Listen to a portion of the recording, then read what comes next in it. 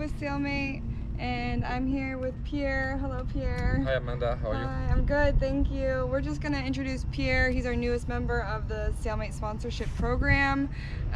For those of you who are wondering what the SailM8 sponsorship program is SailM8 wants to put our marketing dollars back into our customers. So we have a members only discounts program where you can join with us, and we want to sponsor you, and basically we'll be giving you things like discounts on refittings, sales, anything you need, we can get it.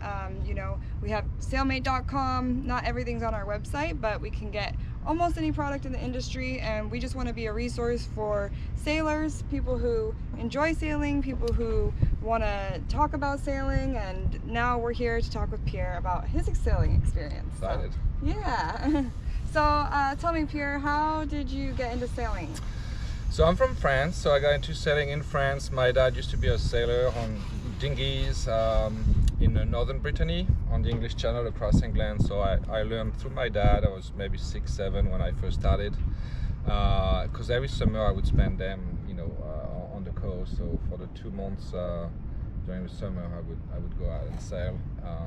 Yeah, 6, 7 years old, so it's been 35 years of sailing. When you look back, time flies. Nice. Yeah, that's a long time. Yeah. That's good. That's given you lots of experiences, I'm sure. Dinghies and then smaller boats, you know, over the time. So I did, teaching, you know, I wanted to teach sailing as well. So I got into a degree in France where I could actually be a professional sailing instructor. Okay. So I did that for a few years, but then I wanted to travel. So I got another degree as a captain license in the UK. It's called the Yacht Master and eventually the Ocean Master. 200 ton to be a captain and work more internationally, you know, with that you know, certificate, which I did in my 20s for about 9-10 years. Nice. Yeah. Very cool. And so you've also done some racing, is that correct? Yeah, so, you know, racing as a teenager on lasers, and some other dinghies, mostly in France, but some European races as well. And then later on, you know, 2004 and on, I was working on bigger boats as a full-time crew usually, and we would do the racing as well. So, you know, it depends what type of boat you end up working on, but I was working on those big classic yachts from 1900, 1920s, 80 feet and bigger. So we had a crew of anywhere between 12 to 25, wow, you know.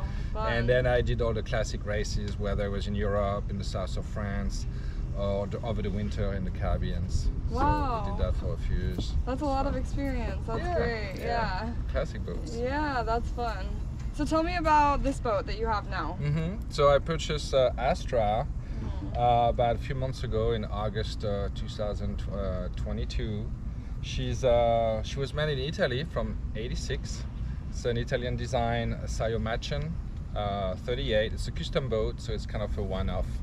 I didn't know the designer before, but apparently they did some design for the Admiral's Cup, the 3/4 and 1 ton class, back in the late 70s and early 80s. So, and they were, you know, they had their success. In '82, I believe they won the Admiral's Cup in Brazil on Linda. So, you know, I'm confident that this design and this boat can do well, you know, racing. Good, yeah, I think so too.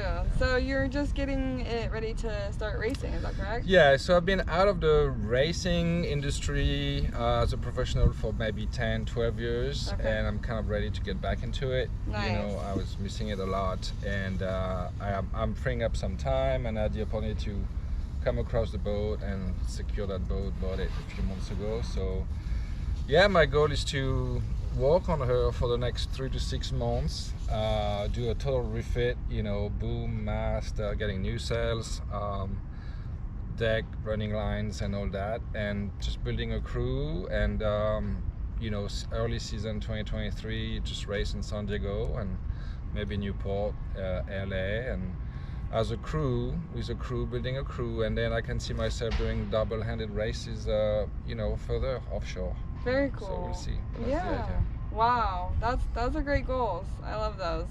And I'm confident. This is a beautiful boat, so I think it'll be great. Yeah, she needs a lot of care. Yeah. 86, she raced for 20 years, I believe, in San Diego. She was part of the San Diego Yacht Club. It still says San Diego Yacht Club on the back. And then she belonged to the Sea Scouts, you know, in Imperial County. Imperial Beach, Chula Vista area, for about 12 years. Oh. And so she was a training vessel for to educate, kids, teenagers, how to sail and how to behave socially and responsibilities and anything on the water. So I like that a lot. So she's got some deferred maintenance, which I can tackle, but I like the history, sailing for 20 years and then education boat for another 10-12 years. So that's kind of a third back to the racing life now. She used to have. That's beautiful. That's nice. Thank you for sharing that. So you've done a lot, you've had a lot of sailing experience and done a lot with your sailing career. If somebody wanted to get to where you are, what advice would you give them? I have the passion. Sometimes from the shore it looks like sailing is kind of not easily accessible. You need maybe some money, you need some contact. Well, there's plenty of owners that need reliable crew, whether they are beginners or experienced, to go out sailing with them. Then we need the help, So anyone interested, I just say, post, show up at the dock, talk to the crew and people before the racing, and just jump on a crew. Most likely you'll be invited and invited back, if you're a good helper. And then if you like it, you keep learning and learn, and then you'd be a full-time, sailor. You don't even need to own a boat, to go out sailing. So, and that's what I like to do. I'd like to invite some of the Chula Vista teenagers or in the bay, just come out sailing on a regular basis and continue that educational purpose of the boat and what I used to be doing too in the past. So just have a passion and come out sailing. Just communicate and we'll have you on board. Yeah, that's beautiful. I love that. That's great. Well, thank you for all of your involvement and getting other people involved. I think it's good. We have to continue to grow the sport, right? Yeah, big time. Bringing new faces and Definitely. Kids are interested in modern boats, light boats, maybe dinghies, and anything more than 30 feet is like, well, I just can't quite get to that. But I think we need more young people, teenagers, in the circuit there in the bay. Yeah, I agree. We'll see. Nice, cool.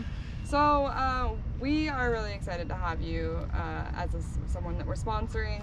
Excited for all the racing that you're going to be doing and everything, how active you are. What are you most excited about for joining?